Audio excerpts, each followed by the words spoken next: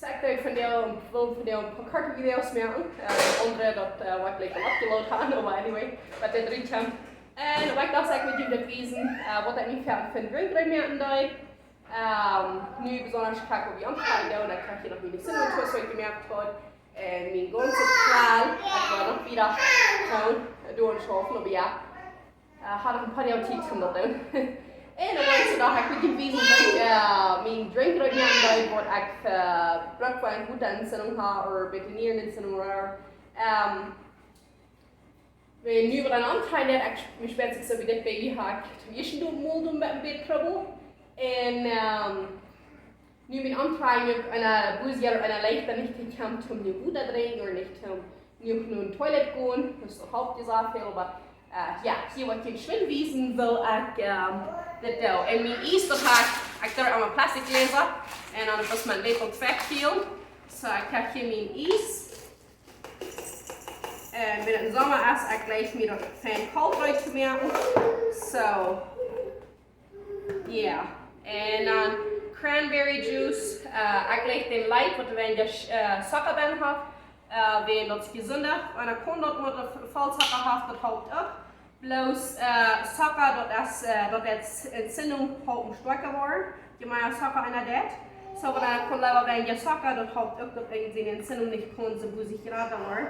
So ik doe dan nog veel gejankerd van cranberry juice met de helft. En ik leg pineapple juice gemaakt. Pineapple juice, ik vind mij spets immer so, dat ook zo afhängt voor wuta entzindung. En dan doe ik er nog een beetje tepache maken. Tepache, dat is gegärde pineapple schal. Maar dat is niet zo gegärd, dus dat heeft 2 jaar bis gestoen. En dan doe ik het in de fridge man. En dan komt ik dan met suiker wieder met alle jaren net over. Ik leg dat niet zo snel, zo ik zie pas gedaan heb, dus dat heeft dan probiotics doen ben.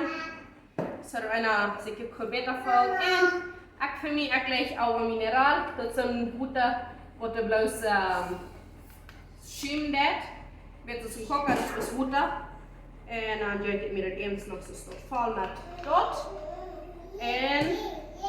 En dan zit ik wel meest graag eruit te drinken. Ik heb hier een paar sisse gläser, even die ik kan de 2 sissekkuiten verstekt voor zo billig. Zo dan in een glas.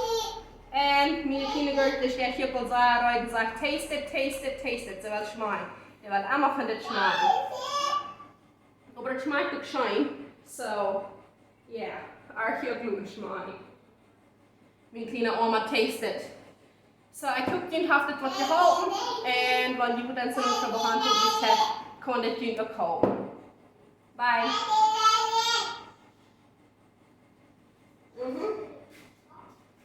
Mama give you some more. Hold on.